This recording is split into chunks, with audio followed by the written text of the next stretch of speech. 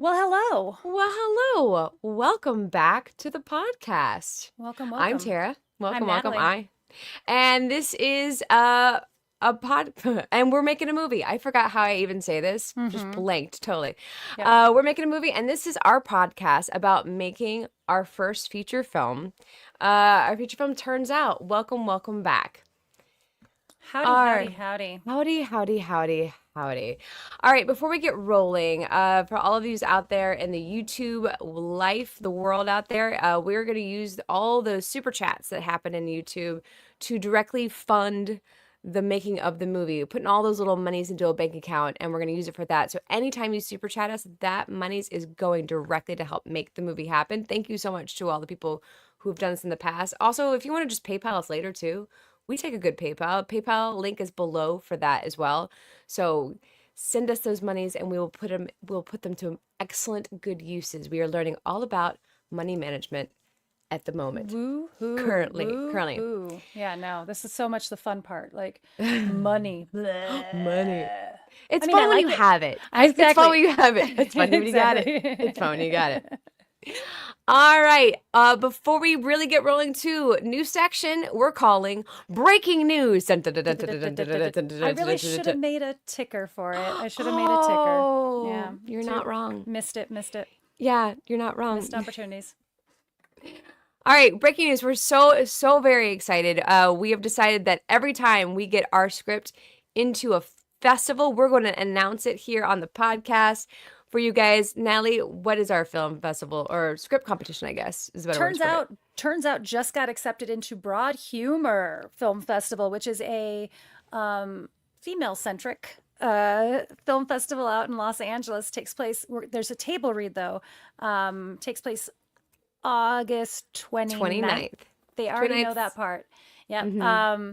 So that's pretty cool. You Yeah, had to have female writers on it. So, and I yeah. bet there's not a lot of post-apocalyptic comedies That's in what I'm the thinking.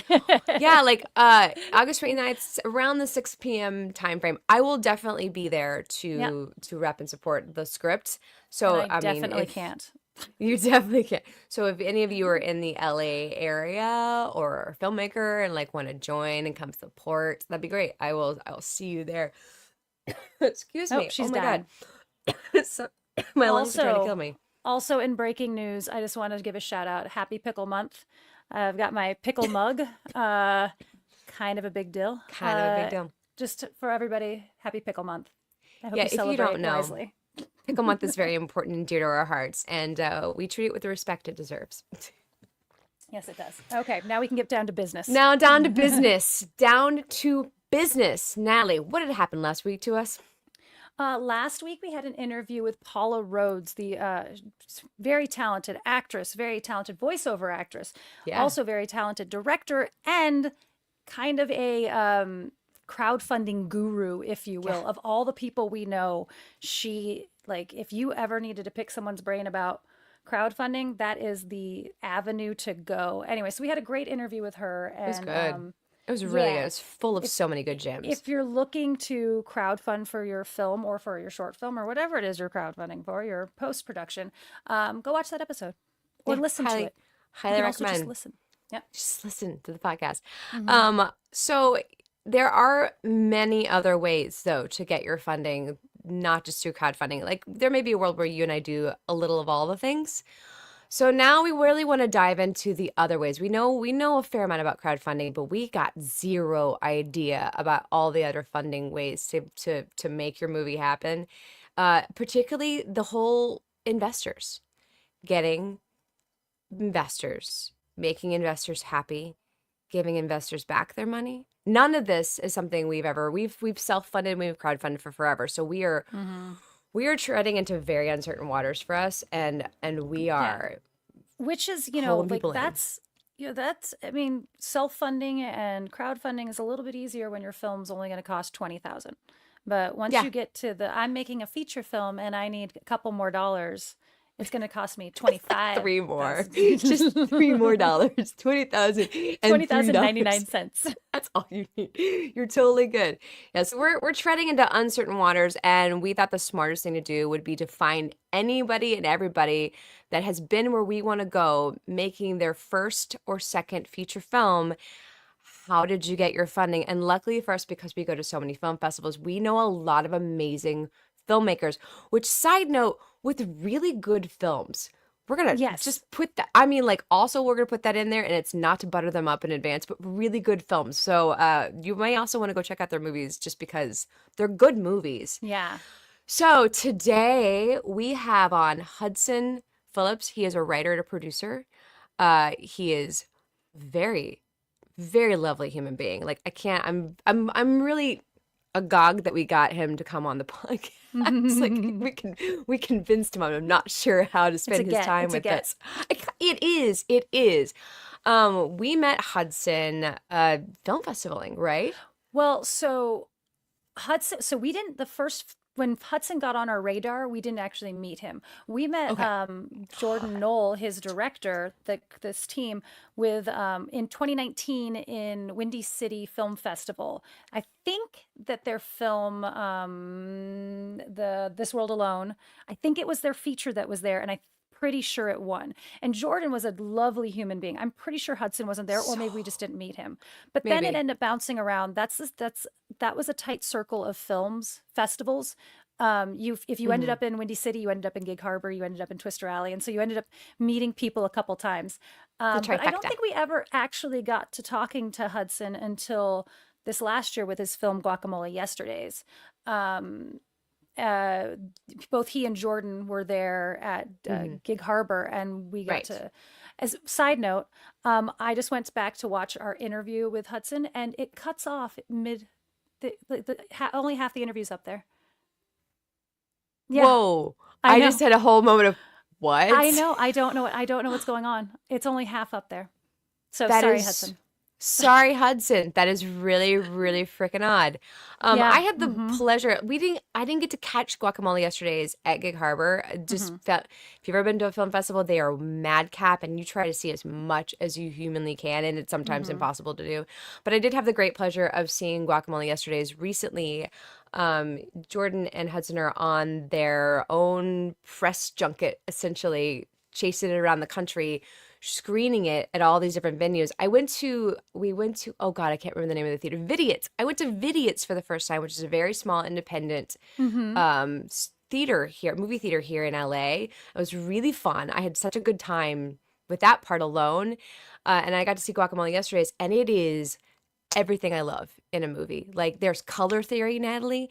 There's time Ooh. travel-y stuff. There's futuristic memory things. Like, it just touched on Mm-hmm. like all the cool things, and it's such a well done indie in that, like, it is literally three people, three, four, five people total, but really it's the core of three people in like a couple of rooms.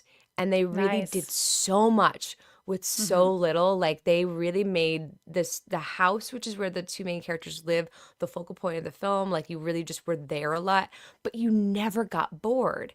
It just, it Mm-hmm. moved, it was well written. And then every scene, like, the characters are wearing specific colors, and then you see sometimes where the two colors merge together, that represents Mm-hmm. something, or a character's holding a color in their hand and that represents something. And So so it's really well thought out. Yeah. I then love you that. can go back and re-watch it again and find all the color things. I have to re-watch it again. Like, it's Oh up there in the yeah. world. You can go rent it. I'm definitely gonna do it.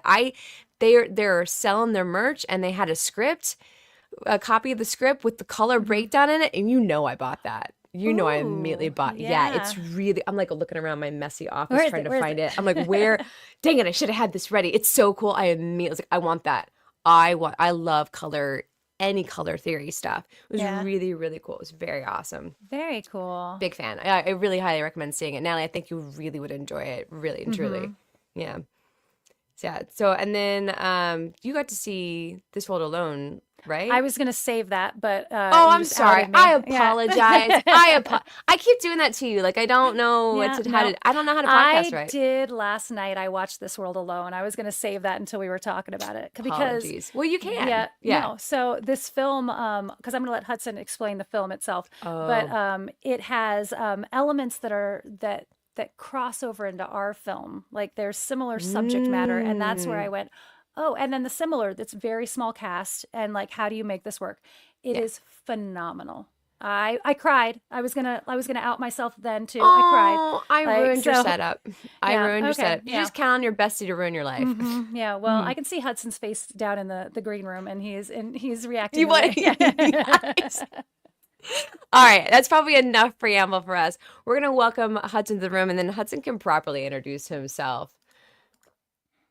How do Welcome, you? We have Hudson. Let to me unmute you real unmute quick. him. Yeah. Oh, Sweet. thank you Hello. guys. Hi, Hi. hi, Hey, hi. Thank welcome. you. Thank you for the very, very kind introduction. It was nice hearing people just talk about our movies for 5 minutes. It's my favorite thing in the world. So thank you. But I love what you guys are doing here, and I'm so excited for your movie and the whole process that you're diving into here. I think it's so cool. Thank Well, thank you so much. you. So tell us, Hudson, how the heck did you get in the movies? Oh man. So yeah, long story long probably. But I started writing in middle school. I was a like painfully shy kid that today we call social anxiety. We didn't have that term back when I was growing up. And so I fell in love with writing as a way to find my voice. I lost a father at a young age, and I just was Mhm. dealing with all these emotions and feelings and didn't know what to do with them. And kind of fell in love with genre storytelling, comic books, movies, all that kind of stuff. And so I started writing all that stuff in middle school. And it was, the first time that like I excelled at a subject, taking a creative writing class. And all of a sudden the teacher's asking me up in front of the class to read the stuff and all that kind of stuff. And it gave me this sense of value that was lacking in my life and kind of a purpose that drove me. And then in high school, I kind of took a side route into music, which was cooler than collecting comic books, I guess, and started playing in bands that took me through my early 20s. And Wait, were you a drummer by chance? no, Oh, I was a okay. guitar Okay. player, but really I prided myself on being a songwriter, so it was still writing Oh, okay. Gotcha. for Yeah. me. Yeah. I Yeah. saw a meme recently about like someone should study the Venn diagram of drummer to filmmaker. Oh, that's funny. Yeah. Yeah, there probably is a lot of crossover there, and it's been cool. Like with Guacamole yesterday's, Jordan and I have been touring with the film in the same way that we used to tour with bands, and it's like scratched that itch in a lot of ways. Yeah. Wait, So was wait there is. was Jordan in a band with you? No, we never played in a band Oh, together, okay. but we were that's how we knew each other, was kind of being in the Okay. Atlanta kind of punk rock Got scene at the it. same time and bumping into each Ah, other. And then both discovered I was writing, he was making music videos, and then we were like, hey, let's work on something. So we made wow. our first short film. But to back up a little bit, I got married, I had a kid, mid 20s. Did all that kind of stuff early and just couldn't tour anymore. And so I was like, hey, whatever happened to that drive to write and make movies? So I started writing screenplays, partnered with a couple of buddies of mine. We were writing comedies at first.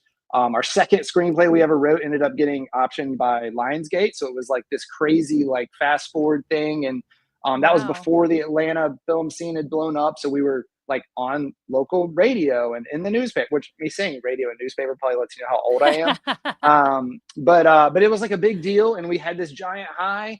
And then essentially everything that could have gone wrong with that project did. It completely fell apart, and then I couldn't get anything sold for another 5-10 years. And just got in that frustration cycle of Mm. writing something, being really proud of it, sending it out to connections in LA, nothing would happen, and on repeat. And so it was around that time that I was in Atlanta because at that point I was divorced and single dad, raising a kid, couldn't make the move. And that's something that I was really proud of, but it also, I feel like, limited my career. And so like, how can I advance my career while also embracing, single daddom? And it was around that time I met Jordan, and I was like, well, what if we started making stuff? And we made a short film right out of the gate. It was crazy ambitious. It was called Rooney's World. It was about it had like a mixture of live action and animation about this guy who was like a Blues Clues style host. And he gets fired from his Nice. job. He's been doing it his whole life. And then he's trying to like become an adult and move on with his life. And his little animated co-host starts showing up in his real life, kind of ruining things for him. I I love love Yeah. So it's it. all this, Yeah. yeah, this metaphor about, you know, growing up and not wanting to let go of childhood things and all that kind of stuff. So we're really proud of it. It was probably way too long. It was like a 20-minute short, so hard to Mhm. program. But we won some awards for that. But more important, we just fell in love with the process and fell in love with collaboration and fell in love with building community and sharing with audiences. And we're like, how do we keep doing this for the rest of our lives? So we made a few other kind of short form things, did some commercial work, and then finally I had written a kind of a first 10 pages of a feature, and I sent it to Jordan. I was like, hey, what if we did this as a short film? I'm just hungry to make something again. And he's like, well, what if we just make the feature? And so that was This World Alone, which is the first 10 pages that we were going to make as a short is pretty close to what's on screen in those first 10 minutes. And so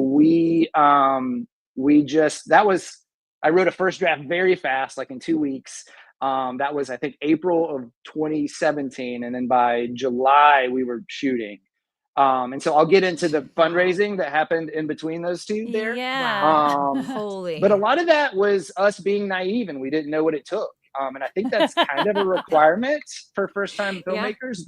The more you know, the less you're going to do it. So Yeah. we just Yeah. jumped in with both feet, made that movie. It was a life changing experience. And on that one, we kind of fell in love with this model where we shot 2 hours north in Atlanta, where we were you know, in the wilderness in the mountains of North Georgia. And we all stayed in one house and then went out and shot during the day and came home at night and kind of played the next day and hung out.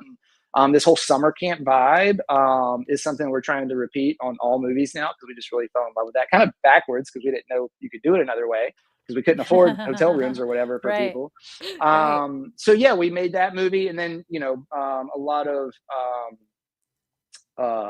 obstacles to get that out into the world, but finally released it. And we did festival run in 2019 was when Jordan first met you guys, and I did not. I was not at Windy City. We Mm. had 2 screenings that same weekend. So I was actually at San Diego Comic-Con screening the movie, which was a cool experience. But I Oh. missed meeting you guys there. And then we were very lucky enough to follow that up with Guacamole Yesterdays a couple years later. And we wrote the first draft of that one in right after This World Alone. So it was January 2018. And then really struggled to get it funded for about 4 years. And I'll tell that whole story later as well. But shot that one in January 22 and did a festival run this past year where I got to meet you guys finally. And had a wonderful run with that. And both of those films, you know, have won multiple awards at festivals, which is great. This World Alone was released on Hulu, which was great. And but we also had a traditional distribution deal with that film, and eventually they stopped sending us checks, and then they went bankrupt. And so it kind of like started out great, and then turned out terrible, and learned Oh a lot of lessons man. there. That we're now applying to Guacamole Yesterdays, where we're trying a kind of hybrid self-distribution model with it to Yeah. get it out into the world and kind of figuring out how to cut out the middleman of all that kind of Yeah. stuff. And our investor on this one really challenged me. He said, you know, you're not just making a movie, you're launching a career, you're running a business. So he challenged us, hey, figure out how to do this. I'm investing in you for the long term. This isn't one movie, this is multiple movies.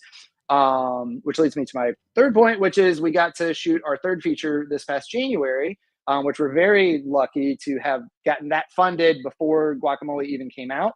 And we shot that in January. It's currently in post. And Guacamole Yesterday is just released June 24th. So last week on Apple and Amazon and Google and YouTube, where you can rent and purchase that now.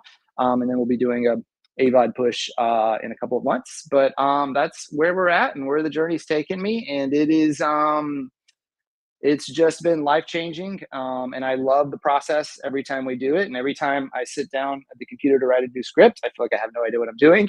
Every time we're on set, I feel like I have no idea what I'm doing. But we somehow push our way through and make it happen.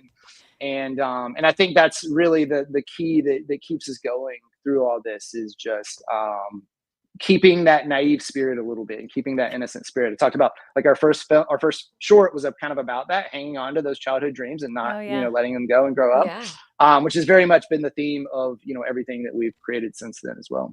Yeah. But I think Wow. that's such a good point. Like when you don't know how hard something is supposed to be, you do it and not realize like, oh, that's not how that's supposed to go. And that's kind of Yeah. like it's okay They to talk just about that. They trundle talk about that a off. lot in baseball. When you get like Okay. that rookie who's up there at the plate and he doesn't realize how big the moment is, he's the one who can hit that home run Yeah. because he's not like crippled by how heavy this moment is. Like, No, Yeah, that's cool. yeah.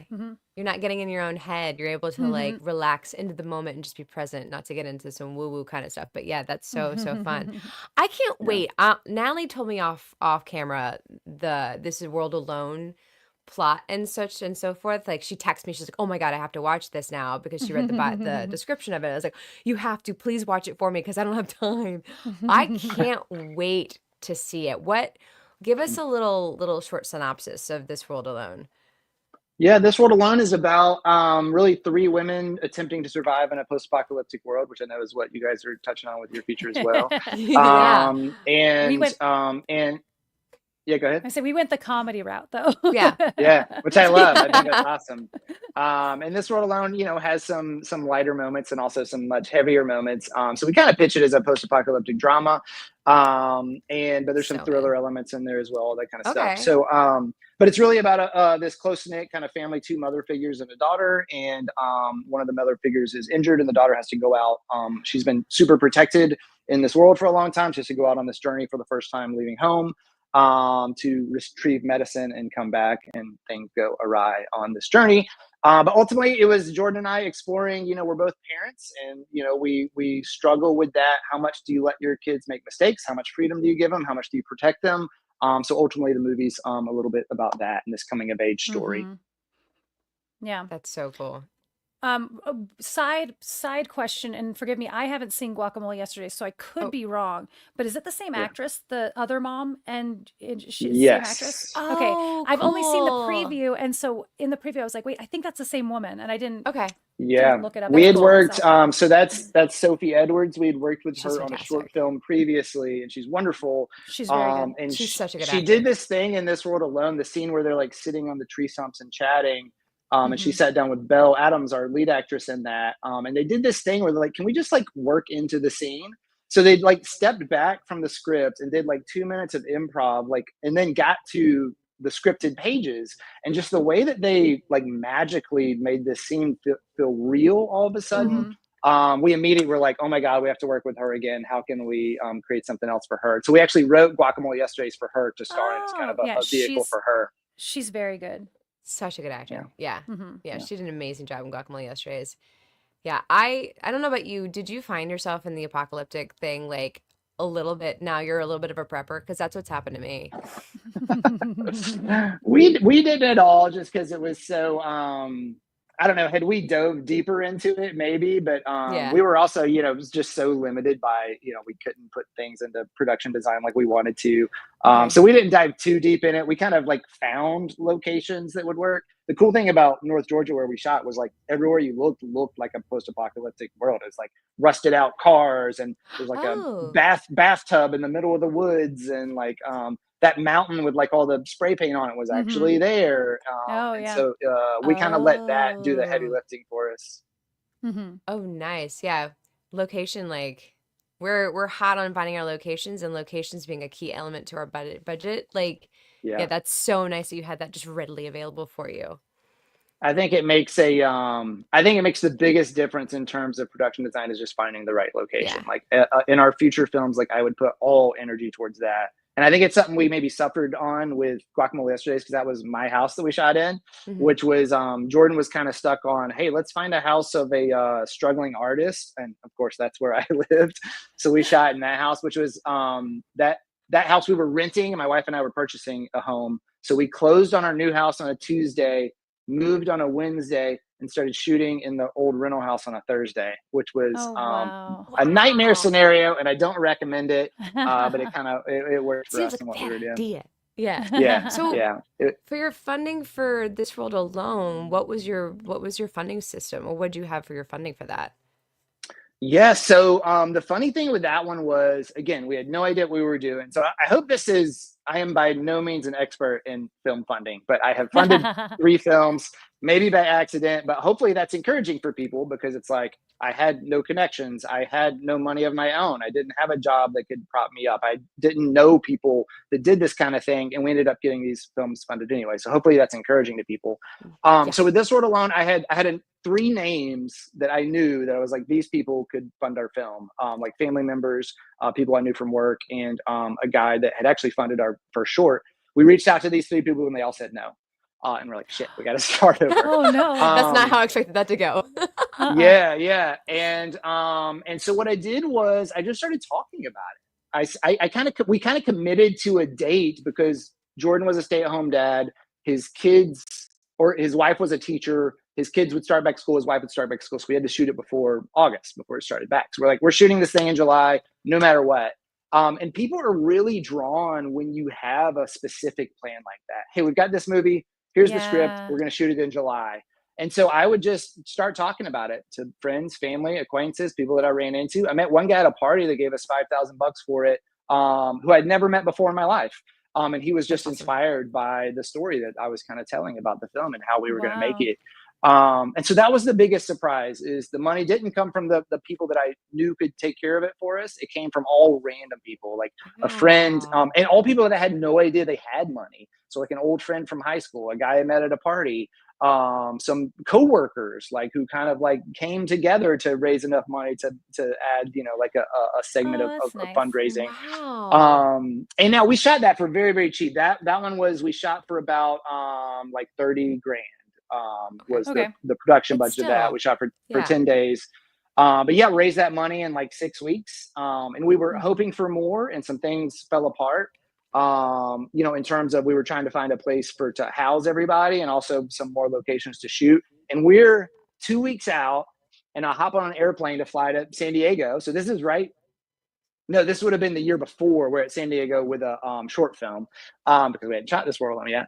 So we're about to shoot. I'm on an airplane. I sit next to this lady. We start chatting, and I was like, "Yeah, we're going out to San Diego to screen a short film. We're working on a feature right now. We're going to shoot it in Hiawassee, Georgia." She's like, "That's amazing, because I live in Hiawassee, Georgia. I have a 5-bedroom house and 200 acres of land." So I met this 2 weeks before we started shooting. We ended up staying in her house and then shooting the movie mostly on her property, like 50% on her property. Wow. Whoa. So we had done the work, planning, trying to figure out, things fell through, and this kind of miracle happened. Yeah. And I feel like those stories just happen all the time to us, because Mhm. Yeah. I just really believe in this idea that when you kind of leap off of the mountain, the ground comes up to meet you. And we found that Well, story over and over again. And it's scary it because everything could fall apart, Yeah. and sometimes they do. Just see take the a deep ground. breath. Hold on, the ground Yeah. will meet you. It might not be No, pleasant. it's just, Yeah. like, It I don't might know be if a rough the landing. ground is gonna meet you in bad ways For sometimes. sure, the Yeah. ground will be there. Yeah, it could be a rocky Wow. That's landing. amazing. Okay, Yeah, so so everything then happened to come together. And then to put a cap on that, we ended up raising another 20 grand through crowdfunding to finish Okay. post Mhm. and distribution. Oh, excellent. So overall Yeah, that budget was 50 then, the 50. whole kit Yeah, and caboodle. Okay, cool. yeah. 30 and 20 out. Um, you said in your introduction to the both films that you struggled to get Guacamole Yesterdays funded. Like, what was that process like? Yeah, so the biggest thing we ran up against was, movies take forever to release. So Yeah. shot in 2017, festivals in 2019, didn't release until 2020. So everybody we talked to, again, we started trying to raise money for Guac in 2018, and everybody we would go to would say, "Well, we want to see what happens with that first movie. What if you lose everybody's money and we're never going to see a Mhm. return?" And again, just kind of a mindset of, when speaking to these, I call them quote unquote investors, because really they're just friends and family and people that you meet, is that they are not looking for a return. Yet they would certainly love to have a return, but they are funding this film because they believe in you and they believe in the project.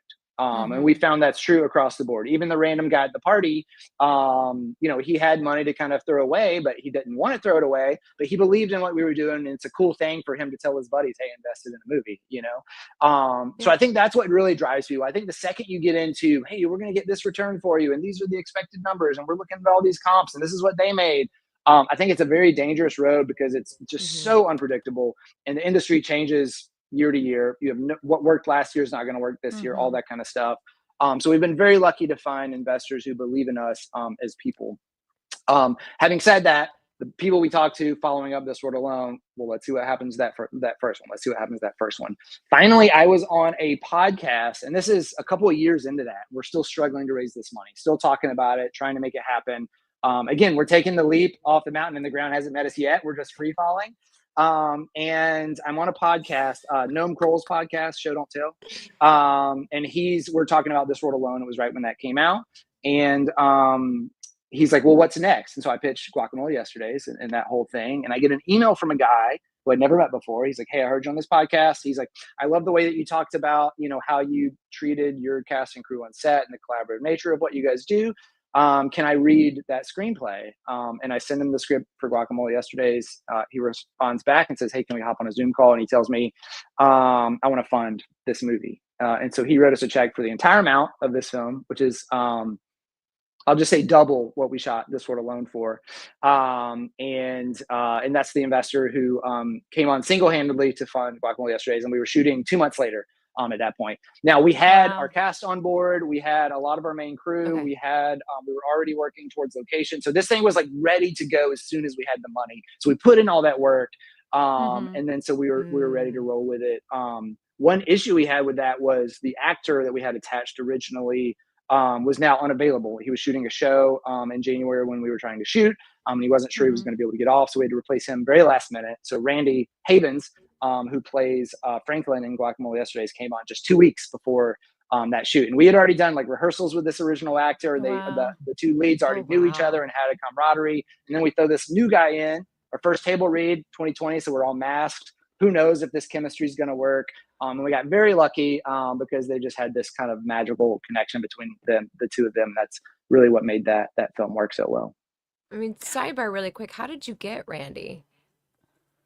I reached out over Instagram. So Okay. he was like, I was aware of his work, just Stranger Things and all that. Yeah. I knew he was a local Atlanta actor. He's gotten a lot of buzz. And I asked a friend, I was like, hey, who are the greatest, Atlanta actors right now, kind of up and coming? He listed Randy as one of them. And we kind of loved just his work and his vibe. And so I just reached out over Instagram and I said, hey, we're working on this movie. Here's the script. Let me know if you're interested. And he said, yep, let's do it. He's Holy like, I've told my cow. reps to That's say cool. yes to everything. And so he came on board very last minute. And I think for him, he plays a lot of like, plucky comic relief kind of roles. And so he was looking for something he could really dig into and play something a little more dramatically. So yeah. And he did such a fantastic job. We'll get into more He's so Guacamole good. later. Yeah. But Okay. yeah, he did such a fantastic job on that. Like both your actors were just phenomenal. Okay. Thank you. So I'm kind of surmising myself, but I'm going to ask the probably redundant question of like, what would be the biggest difference between making these two feature films, particularly in the funding process, but like just in general too? Like, what was the biggest difference from your first feature to your second feature? I mean, the biggest difference was we were trying to take one step up with everything. Even though, like, on the page, Guacamole feels like a smaller film. It's essentially two people in one house, which was by choice. We had shot, This World Alone all outside, and we'd like stepped on Yellow Jacket's nest and gotten stung and bugs flying into our actors' eyes. And we're like, how do we shoot something all inside? And so it was kind of an experiment of what can you have two people in one house and tell a narrative story that actually works. And we looked at movies, like the one I love, the Mark Duplass movie, Charlie McDowell filmed that one, and which is essentially that same kind of idea. But we took a step up. We paid everybody a little bit more. We had more days. It was 14 days versus 10 days on This World Alone. Our location didn't necessarily do us any favors, and it was freezing cold out. We had a blizzard that shot us down in Atlanta, a blizzard that shut us down for 3 days. We had dealing with COVID protocols and all that kind of stuff. So it was a painful shoot in a lot of ways. But my biggest takeaway from it was, honestly, I wish we had less money, which I know sounds really ironic. But because we had more money, we could afford people that were, maybe a little more experienced. So it's like people who do these jobs in Atlanta all the time on major productions, on Marvel movies and all that kind of stuff. So we took a step up in terms of who we could hire. The problem was we don't have Marvel money. So we're still playing half rates. And those people would like, hey, I got another gig that I have to take. And then they would take off for a day and they'd find a replacement for us, but then you lose all that shorthand and stuff. Mhm. So it was a really painful shoot in that way. We had a lot of really talented people that worked on that, and brought that film together. But we were just like constantly dealing with new people and those kind of struggles, Mhm. because we thought, let's take a step up. Let's hire them. And on this Yeah. world alone, we hired a lot of people who were fresh out of college, or they hadn't ever done this job on a set before, but they did, one job below. Yeah. So we're really giving them Mhm. opportunities. Yeah. And that one just was such a magical experience for us that when we got around to shooting our third feature, which is way more ambitious than our first two, and I'll pitch that in a second too. But we lowered the budget and we went back to that model of, hey, let's all go stay in one house and let's shoot a thing. And we go out and shoot during the day and we come back at the house at night. Mhm. And we luckily, I had written that to be shot at a friend's house who has this mansion up on the lake in Charlotte, North Carolina, who I was visiting their house at a comic book convention up there, and says, hey, can we ever shoot something here? And they're like, yeah, sure, anytime, come on out. You can take over the house, we'll leave. So I wrote that script to be shot at their house, which I think is a great, like, if you can start with a location that is going to Yeah. lift your production design a Well- ton and write to that. Are you guys doing the same thing? No, well- we wrote for a location that we had and no longer have. And no longer Oh, have. no. Yeah, now we it's- centered it. Yeah. It's very specific to things that were like, and now Yeah. we just don't have Mhm. access to any of those things anymore. So now it's like, That oh, sucks. that was Yeah. stupid. Yeah. Yeah, we But you guys were originally. no, you did it the right way. That's how you do it. Yeah, for Yeah, sure. we originally like the original version of the script, which was a web series originally, was written so that Natalie and I could do it completely by ourselves if we had to. Like if we had to do the I love entire that. feature ourselves, we absolutely could. So, but awesome. there That was meant also it was in my location. house, but I don't live in Yeah. that house Okay. anymore. But not there Okay. anymore. Do you So, guys know this yes. guy? Yeah. Do you know this filmmaker Pete O's? You ever heard of No. him? He's a one-person film crew. He's massively successful now. I think he had like Charlie XCX in his last movie. But he'll like it's heavily improv. So like he'll meet with the actors the morning of, and they kind of improv together and figure out what the day's going to be. He sets like he mics them up on lavs.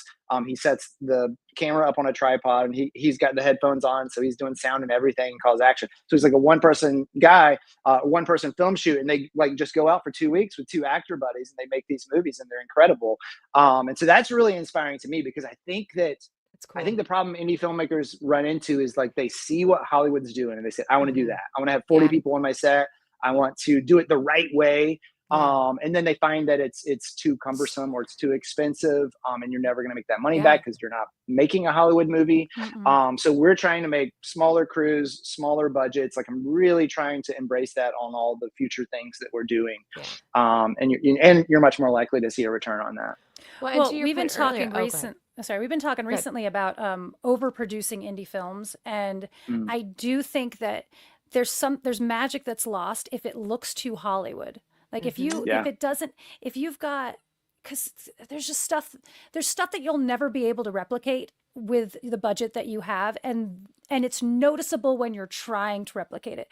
But if you're just Right. making an indie film and you're working with what you've got, the audience forgive every little thing if they feel like, oh, we're on this journey together of making a scrappy film.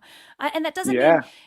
mean you use the worst camera, and it doesn't mean you don't need to have the special effects the same way, and you don't need to like, Right.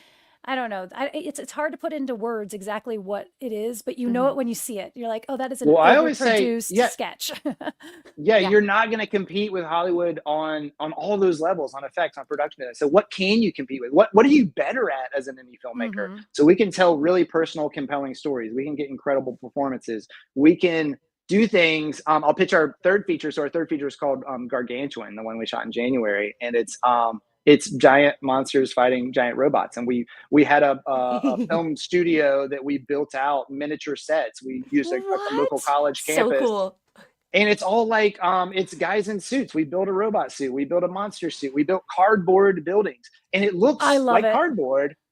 Oh and my it looks gosh. shitty, but like it's supposed to look shitty. It's supposed to look Yeah. like the old, Godzilla Y- stuff and all that. So we yes. very much believe in that idea. In that, if Mm-hmm. this was a Hollywood version, it'd be all CGI. You'd be disconnected from it. You lose all that magic and Mm-hmm. nostalgia that you love about that kind of stuff. Mhm.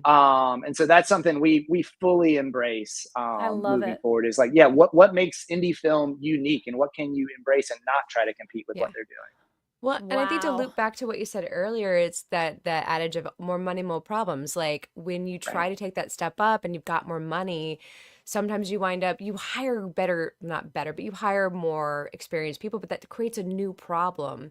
And also Yeah. when you don't have enough money and you have to be creative with problem solving, you wind up finding solutions or creative choices that you wouldn't have had you had so Mm-hmm. much money. And like not to judge the big studio films because of course I want to be on a big studio film, but also Right. Yeah. like because they have so much money and they can solve their problems with money, some of the creative magic is being lost and it is a bit of a packaged like here's your Mm-hmm. Marvel movie exactly as you expect it in a little Yeah. dish. Like we're Mm-hmm. getting to embracing that we get to do something different because we don't have money. So we got to figure Right. out how to make a cardboard set for our giant robot. Right. Right. Yeah. And some of the more Yeah. magical moments come from that. Some of the more Yeah. magical and the funnier moments and Yeah. is because you had to be Absolutely. scrappy and figure out how to Absolutely. get a helicopter in the sky. And Tara just Yeah. puts a helicopter on a string and and you just embrace that Yeah. it's this crappy little helicopter hovering for a second. I Yeah. love it. I love it. Yeah. What I know we have to, there's a little bit of like social appropriateness, but like what's it like working with an angel investor? Like what's that experience? We've been very so I'll tell the experience over all our films. So the first ones, for our first film, they were mostly people that we had relationships with and knew beforehand. So again, random friends from high school and Hmm. all kind of stuff. Yeah. And so the relationship is, well, I'll tell you the learning experience we had on the first one was we were so afraid of what they would think of the movie that we waited until it was in perfect shape before sharing anything with them. And then we got the Mm. feedback of like, hey, I would have really liked to have been involved with the whole process. And again, we were trying to put best foot Oh, forward. We didn't want to show them yeah. like footage ahead of time because it looks shitty, as first, Hmm. cuts often do. And so that was a real learning experience for us of like sharing the journey. Like they invested with your money. They like what they're excited about is being the part of making the film, On the So journey. inviting them out true. to set if that's Yeah. possible, and all those kind of things. Oh, that's so true. Um, and we did some cool things in this world alone where it's got these montage scenes of like photos and old photos and weathered and Hmm. magazine pages and stuff. And so we let the investors like put pictures of their family in and stuff like that. I was Oh, curious Um, about that, cool. like where all those yeah, Yeah. pictures came from. yeah. So giving them just a piece of value was really important.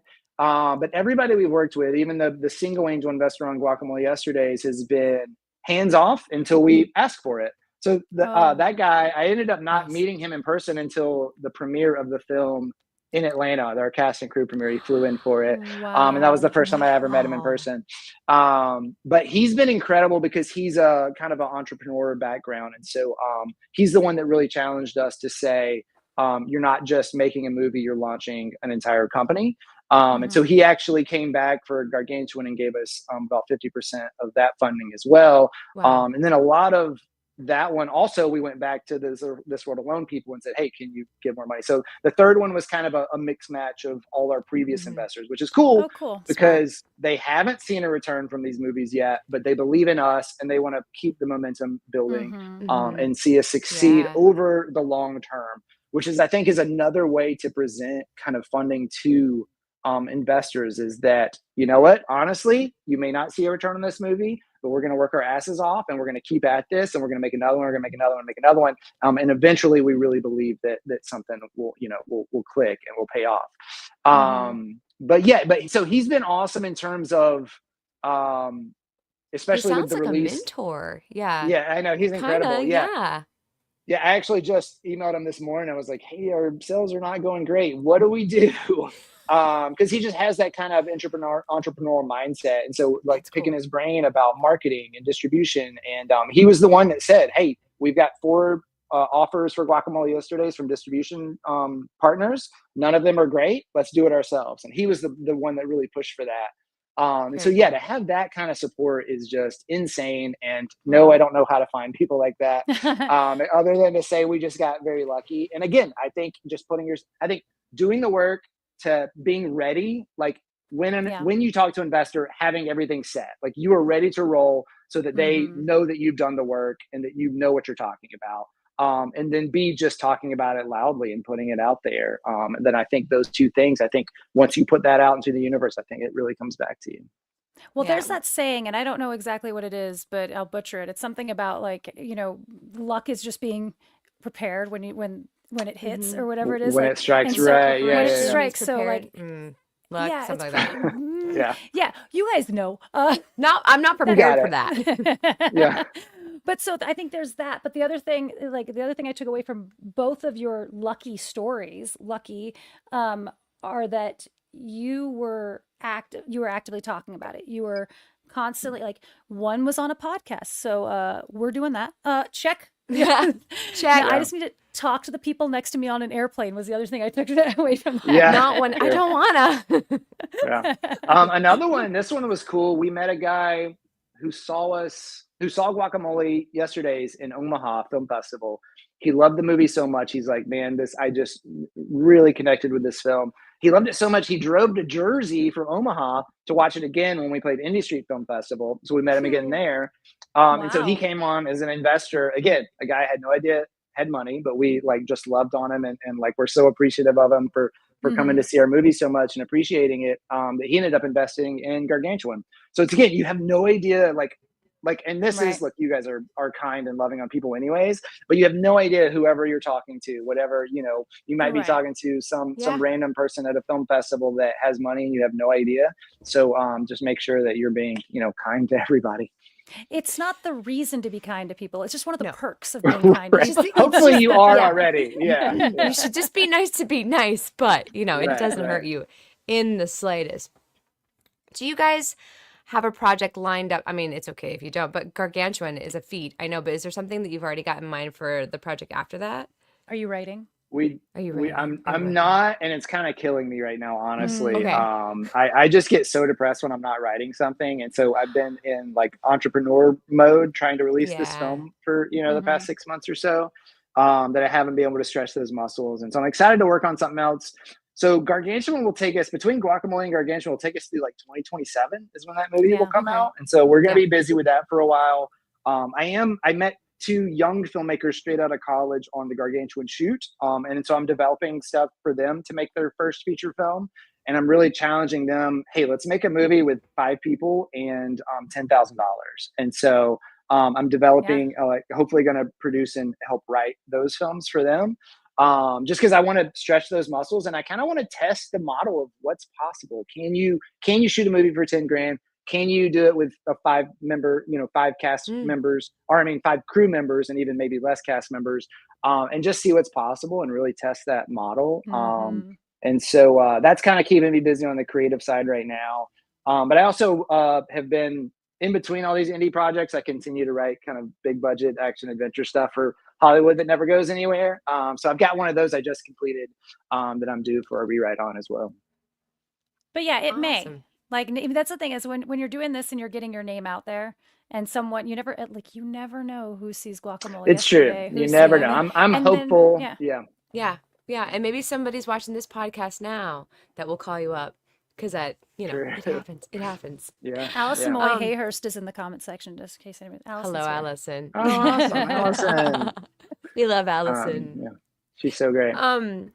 So as the person with the budgeting brain who's trying to always think of all the things, I gotta ask you, what did you forget that you needed in your budget for Guacamole yesterday's that or for This World Alone that you realized later, like, oh, I need to add that to my budget? Like, what was any glaring thing I need to Um, remember?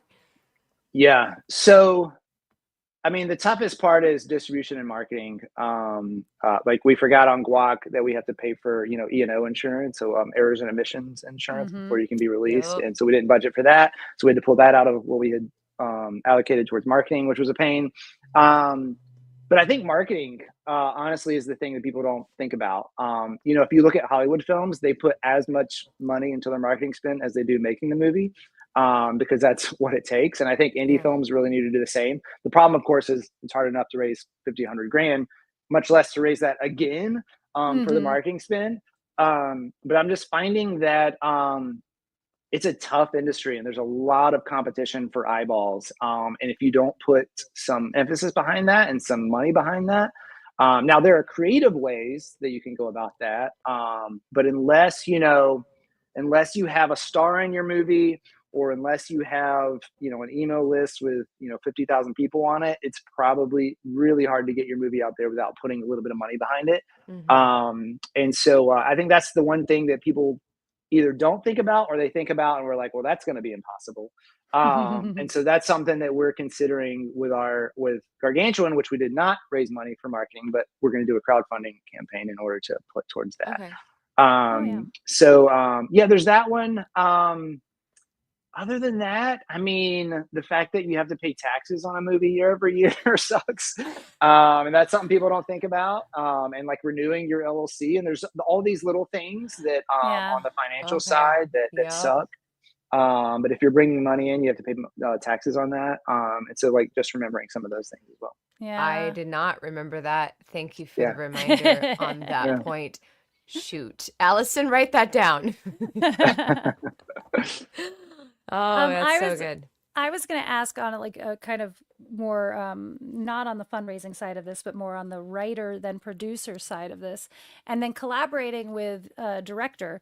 So Tara and I write our own stuff, and often we're in it as well. So often, always. But like, Mhm. how is that putting that writer hat aside? Like, how does that work with you and Jordan when you get to set and technically a lot of people don't know this, but writers aren't on set. Like that is Yeah. not the writers hand their script off and they're bye baby Bye. and hope that Bye, it comes back script. looking somewhat like it doesn't have piercings and its hair's Yeah. not dyed black. But Whoa. Your baby took no a left turn. tattoos, no tattoos. Yeah. Yeah. Yeah. So what's that like? Yeah, so it is very similar actually, and kind of unfortunately. So like when I'm writing a script, first of all, Jordan's if it's a project that we're working on it together, he's involved from the very beginning. And so I pitched the idea, hey, is this something we're interested in? And he's like, yes, sounds great, let's write it. So I'll Mm-hmm. write it, and he's giving notes constantly on the drafts and all that kind of stuff. We get into the best shape it can be, and we're getting feedback from actors. We send the script out to fellow filmmakers, all kinds of things to make it the best it can be before we start filming. And once we start filming, I have to take the writer hat off and put on the producer hat, which is I actually don't love being on set because of that. Yeah. Because I don't get to Mm. be part of the creative process anymore. I'm putting out fires. I'm making sure people are happy. I'm, running errands. It's like all the things a producer Mm-hmm. has to do that are not very fun. And I always say I'm a writer by choice and producer by necessity. Like nobody else was doing it, so I had to step Yeah. up and do it and learn all those skill sets. So I'm that on set until something goes wrong, and they're like, Hudson, we need to fix this. We have to combine these scenes. We don't have time to shoot this thing. This issue came up with a continuity. How do we fix it? And then I get to be a writer again, and all that's kind of fun. I would love to just be a writer on set. That would be such a rewarding and amazing experience, but unfortunately, I don't get to do that. So I trust the people that we hired and put in place to make it the best it can be. And things always change. Something always goes wrong. On Mm-hmm. Guacamole Yesterdays, it was actually my fault, so I can tell this story. Is because on a small set, everybody's kind of a multi hyphenate. So I was in charge of backing up footage at the end of the day, and I had my laptop there, and so I'm hooking all the hard drives up to it. It's my house. So I don't know why I was in charge of this, but I was. Nobody else was doing it. And I accidentally deleted half a day's worth of footage. We couldn't recover it. Couldn't find it. And Oh again, this is a no. tight 14-day shoot. We had Oh already no. broken down that set. We had like built up walls. Our actor, we had already wrapped on the actor in that scene. And so I was very depressed for about 30 minutes. I went and drove around in my car and cried. And then I came back and I was like, all right, let's solve this problem. And because of that, I mean, maybe I'm just telling myself this, but I think we got better footage and better performances because the actors could Mm-hmm. sit with it a little bit and they weren't like thrown into it. And so Mm-hmm. we solved the problem and everything was fine. But that also meant that it ate into some time that we had for other scenes, and we had to rearrange things. And usually, and this is a good lesson for every first time filmmaker, usually around day 2 or 3, you realize we can't make the movie that we wanted to make. And so you have to figure out, how do you make the movie that you can make? And so generally around day 2 or 3, we have like an all-nighter. where we sit down and say, how do we fix all these problems? And it's happened on all three of our films. And so, and maybe it's just us, but I think you have to come in with that mindset of, at some point you might have to rethink how you're doing this. What scenes are you going to cut? What are you going to combine? How are you going to make this work? How can you speed up the process? Where do you, some scenes you're going to be able to do 10 takes. Some of them you're only going to be able to 2 takes. So how can you choose which ones in order to get through your day and all that kind of stuff? And so that was kind of a big takeaway as well. So yeah, on set, I'm a producer. And then in post, I get to be a writer again, which is really fun because we're constantly, rewriting well into editing and rearranging things and combining scenes in ways that they weren't working in the first cut. So how do we make those work? So then I get to give Jordan notes because he's also an editor, so he's directing and editing, and then I get to be a creative force again then and get to write new stuff or write stuff for ADR and all that kind of things where it's creatively rewarding again. We had that. We did Panic Button, and Tara and I have, we multi hyphenate on any small set that we've had. Yeah. As a matter of fact, to a point where we're like, we're only allowed to have two jobs on a set now. That's smart. Because how many hats we're allowed to own? Yeah. So we Panic Button. We got out to the woods, and when we got there, it was snowing. I mean, in real snowing, like snowing, and like that was not the script we wrote. Everything got way more scary and way more dire if you're filming this in these girls lost in the woods. So we went so we immediately put our writer hats back on and went in the back room and just rewrote like what do we need to change in here to make this feel, and then the snow melted. But only after we shot an entire day. We shot one whole day, and by the end of the day, the snow had melted off enough that we needed to reshoot everything we had done the morning before. And the hard part, the hiking up the hill part. Yeah. It was fine. Fine. It was like, I've never hated the words back to one more in my life than reshooting the opening for that movie. Hike up a hill. It's the worst after reshoot stuff. Yeah. It was pretty rough. And funny too, Natalie and I as writers, we're like, we'll be in the post-production and we're trying to rewrite. Like, no, you can't rewrite that part because we shot it. We're like, oh, that's right. We have to stop writing at some point. But you get a little leeway, but not a ton. My brain's like, oh, I wish we would have put we should do this line instead. And I'm like, now you can ADR. We did find a trick one on our last one where we're like, all right, Tara, I need you to record the word what, and it'll be off frame. And then we'll cut to you. I love it, man. And that's the magic of movies is you get to keep working at it until it's done. Until you're not. There's so many tricks. Yeah. Until you have to be done, basically. Right. Yeah. Okay, give me a synopsis for Guacamole Yesterdays and where people can go to support you and watch it. Watch it. It's so good. Thank you. So Guacamole Yesterdays is it's about a woman who goes to a therapist's office. And so this is kind of near future. So think like Eternal Sunshine or Black Mirror episode, something like that. And this therapist has a device that lets her kind of relive and tweak her past memories. And so she had just come out of a separation with her husband.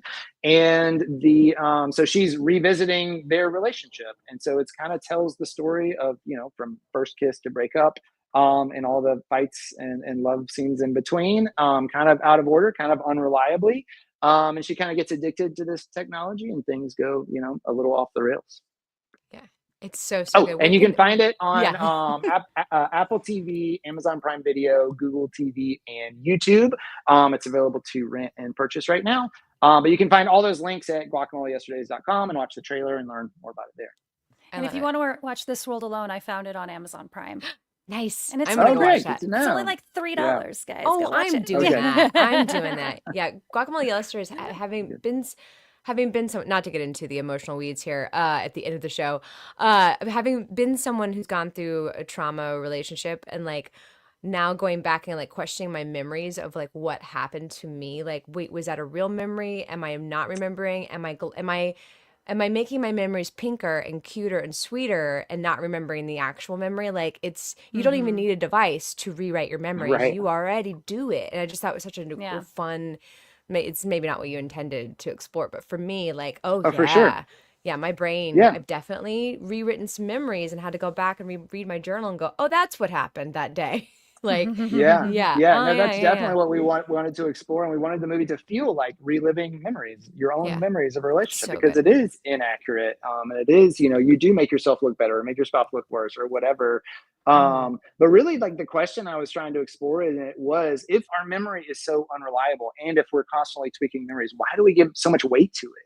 Like we put Yeah. so much weight on past memories, past embarrassing moments, Mhm. past traumas that make us who we are today. And it's like, well, maybe we can just let go of those things and choose who we want to be, because that stuff's not accurate anyways. Yeah. And So it's good. not. Highly recommend. Yeah. Memories are Memories Yeah, are so right. unreliable. faulty. Yeah. They're Yeah, faulty. yeah. They're Yeah. not good in court anymore. They're faulty. Yeah, it was so good. Highly recommend. Thank Any you guys. last minute questions we got to get in there, Natalie? Here's our No, I think we chance. got them all. I mean, Hudson, there's a really good chance we have you back on the show in the future because you're just a joy. You make such great content. If the audience Thank members, if you. you love this, please say we want Hudson back, and we'll work him in the program. All right, where else can the good people find you on the internets, Hudson? You personally, Instagram, all that jazz. Give them your handles. Yeah, I'm at Hudson Phillips on most things, most platforms. And then Mirrorbox Films is kind of our production company. And so the best place you can keep up with us is actually our Substack. So mirrorboxfilms.substack.com, I think is how that works. Or just find Mirrorbox Films on Substack, and we do like a weekly kind of newsletter where we update, what's going on with the film. And I give a lot of this kind of advice for, first time filmmakers and that kind of stuff on there as well. I gotta get on Sweet. that Substack game. Everyone's on Substack now. It's pretty I've great. never. It's a, it's on. I don't know what it is.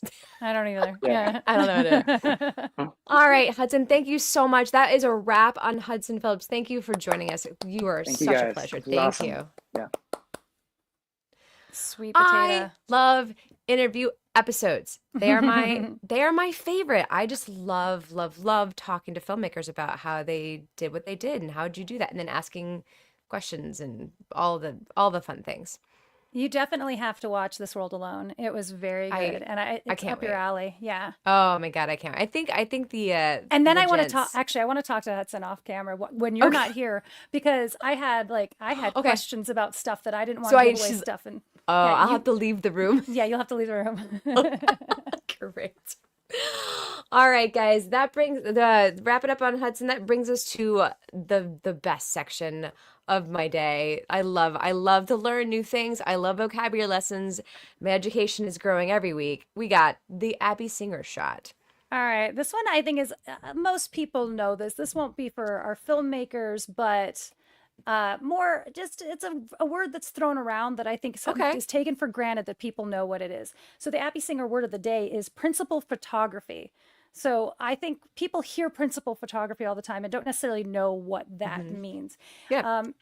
It's when the majority of the film is shot, normally involves all of your lead actors. This is in contrast, and this is the part that like, isn't it all principal photography? No, this would be second unit photography. There's a second unit that's out filming car scenes and driving scenes and Hmm. pickup shots and things like that. That is all outside of your principal photography. And then VFX shots are often outside of that. Now, the thing about that also is principals. So your principal actors, and that's one that like people don't Oh. necessarily. This is where these terms kind of coincide. Although principal photography doesn't just have your principal actors in it, but your principal actors describes the main characters in your movie, and usually those with dialogue. So I mean, some people have other bits of Hmm. dialogue, but that's the main. I've heard principals before, and I've never really understood. Like, I think it's a Yeah. a muddy line between who's a principal and Right. who's, Yeah. and then what are you after that? Like, if you're not a principal, you're just Your an student. actor. Yeah. Yeah. You're a Well, teacher. The the levels. teacher. Yeah, I think you're right. Like that, it is again like with so many things we're finding such a muddy gray area of like when does Hmm. this moment when is the definitive moment of this term? It's like development. You and I are constantly going back and forth, even in the arc of this entire podcast of where we're putting things in special places Yeah. because Is that it is such a development? muddy. Is that pre-production? Is We that, work in yeah. such a muddy field. What was I thinking when I'm like, I want to be in entertainment? Like, there's no rules here. I don't like this. Well, Yeah. okay. Side to that, like on that same muddy Yeah. conversation, like I think we need to be putting sci-fi in front of our film. You Like, know? so looking Yeah. at when the way This World Alone is listed is sci-fi. Now, it doesn't Mm-hmm. deal with any part of the actual cataclysmic event that happened, That's and I fair. was very happy about that because I didn't think it was necessary. Um, and so often I think it's shoehorned into movies of like the what happened, Yeah. Oh, yeah, yeah. No, it just happens to take place in a science fiction world. So ours Okay. would be in a science fiction world. Yeah, So it got labeled with sci-fi as well. And I think we might be limiting ourselves by maybe. not putting But not sci-fi in front of it a putting little bit. sci-fi in there. Well, that's Allison, put that on the agenda if you're still in the room. Mm-hmm. Amazing.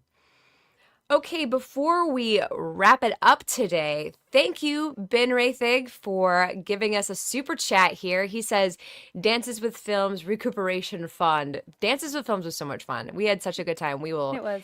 definitely chat about that more. But thank you, Ben, for supporting us. Super chats that we get on these live streams, we're putting those directly into the bank account to take care of making Turns Out happen. We're currently in the submitting the script to script competitions phase. We've done most of the submitting that we're going to do. We do have a couple of 95% more. done. Yeah, 95%. The last 5% we're debating, and it's a toss of like, is this script competition really it really fits for what we're doing, and is it worth the price point? So like the funds that you're giving us, we're putting toward that scenario. So thank you in advance, and thank you, Ben, for being a part of it. We also have a link below for the PayPal. So if you want to PayPal us some funds, that's also great. And we will not forget to thank you. Do not be afraid. We will thank Do you. not be afraid. Do not be afraid, unless you just And don't if want you to. also just want to fund the film, just email us. Just email us. Like, you want to just give us some monies? We'll take your monies. No, if you want to be a part of this film in a bigger capacity, we're here for it. That's where we're at. Email us and we'll start that conversation with you. My goodness. Okay, next week we have another interview episode. We're going to be interviewing writer, producer, actor Ryan McDonough. We met Ryan ages ago, and he made a short film that was a proof of concept that then became a feature. It's a film called Last Night in Rozzy. Both Natalie and I have seen it, love this movie, and we're so excited to talk to him because he's got that specific story of taking a smaller project and then making that proof of concept project, finding the money to make it happen, and then making the feature. And I think it's going to be another really, really great interview. Ryan is a hoot and a half too. His Instagram handles Mick Show Off. That's If how that you tells know you who. anything. Yeah, he's a fun guy. It's going to be a really fun episode. So please join us for that one as well. If you are listening to this podcast, you downloaded this episode to see what we're all about, but you didn't subscribe to us, please do. Please subscribe to us. And also, please spread this podcast to all your filmmaker friends. We are on Far the and hunt wide. to not just raise our numbers selfishly. I mean, that'd be great. We're not, that's not what we're here for. We're trying to learn as much as humanly possible and bring on as many amazing interviewers as possible, interviewees as possible. And getting the podcast out there is going to help us reach more people, more filmmakers. We don't know who we don't know in the indie filmmaking process. So it helps you to help us. All boats rise when the tide goes up. So spread this around, like share it with your friends. If you got a filmmaker friend that you're like, I think they'd be great on this podcast, share it with them, and then have them message us because we are looking for people to talk to. Okay, guys, I think that's it. That's in the books. That was a good one. I'm loving it. I'm feeling good. Feeling great. It's a great Wednesday. I'm happy, except for those of you on the watching on video. The sun keeps going up behind clouds, and it's like dark, dark, dark in this room, and then it's bright, bright, bright in this room, and then it's dark, dark, dark in this room. I don't think it affected the podcast though. No, I think it's going to have a nil effect on the podcast. Even in that, because our boxes are so small for the live stream version of this. Yeah, but yeah, you've got some nice contrasting happening. Yeah. Anyway, happy pickle All month, right, everyone. guys. Happy pickle month, everybody. We'll see you guys next time.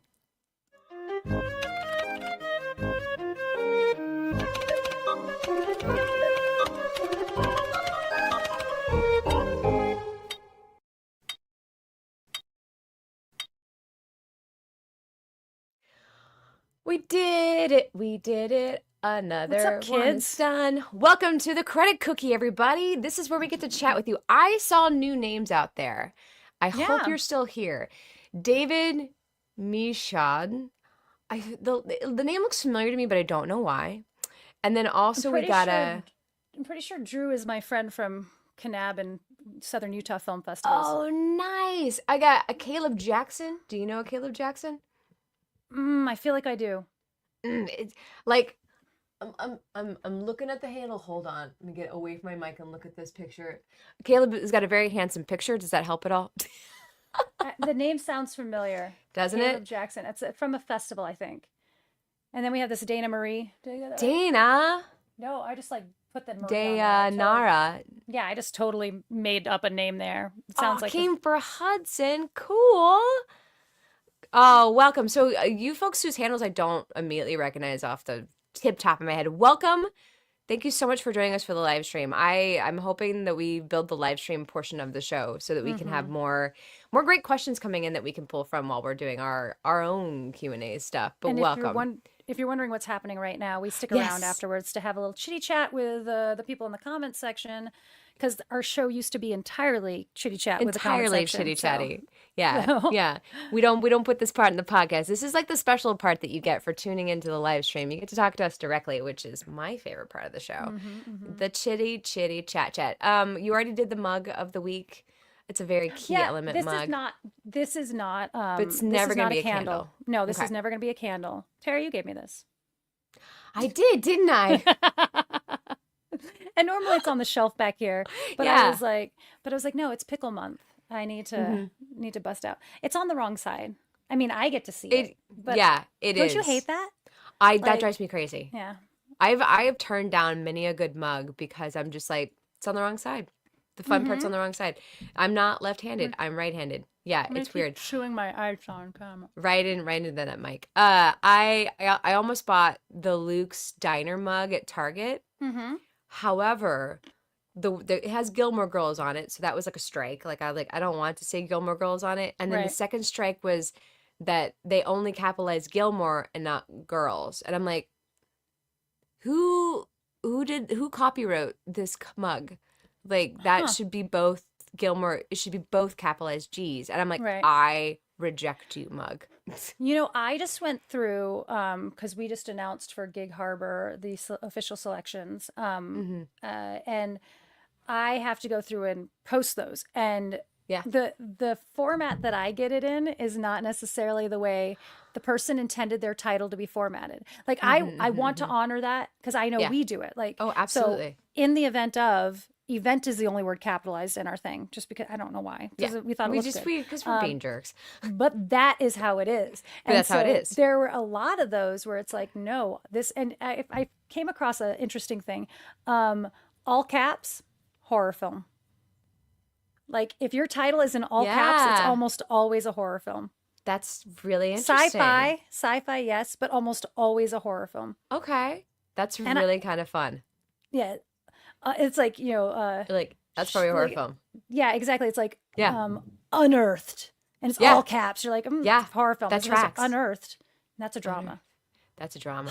If it's all lowercase, that's like either a sci-fi or a thriller or a drama. Like it's Ooh, going. no. I think it's a quirky indie Ooh, comedy. quirky Yeah. indie comedy. Oh, okay. Okay. Yeah. This was Speculation Corner by Natalie and Tara. But yeah, I just recently punctuation had to go, speculation. I just had to recently go through and like, no, this is an all Yeah. cap film. This is I don't Yeah. know. Speaking of Gig Harbor, we have a plethora of pinatas to announce here. Okay, starting from the top, Dances with Films went so well. What Yeah. a great freaking screening! Your block was fantastic. Every film in it was so good. The Q&A was great. You and Alex were phenomenal. Like you answered the questions. You were so great. And also, I've got the cutest pictures of you and Alex. Alex Tedesco is the editor. Nope. Yes. Yes. Editor. He's worked on so many things. I'm like, wait, what did Alex do on this one? Alex is the editor for Obit, and that's the film that Natalie was there to support and promote. Your red carpet pictures were orange carpet. That one right there. Oh, so good. And then to top it all off, you and the cast and crew, we all went out and we went to Powerhouse, which is an institution here in LA.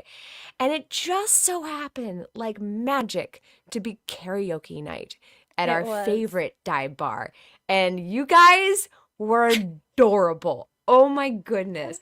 Wei Wang, the DP, who is this mostly like kind of reserved, very yeah, quiet. contained guy, got up and did a killer version of, oh God, what was the song that they sang? Oh, I I don't can't remember remember. now. No, I It don't was remember. one of those sad boy songs that like, oh, from like the Say It Ain't mid So. Wasn't it? Say it. No, no, Yeah, no. It that was one. Say it ain't so, I will not go. Turn the go. That's lights it. off. It's on. Carry me. Carry Na, me. na, na, Na, na, na, na, na, na, na. na. Oh, it brought the house down. It It was did. We were all so good. jumping around. Yeah.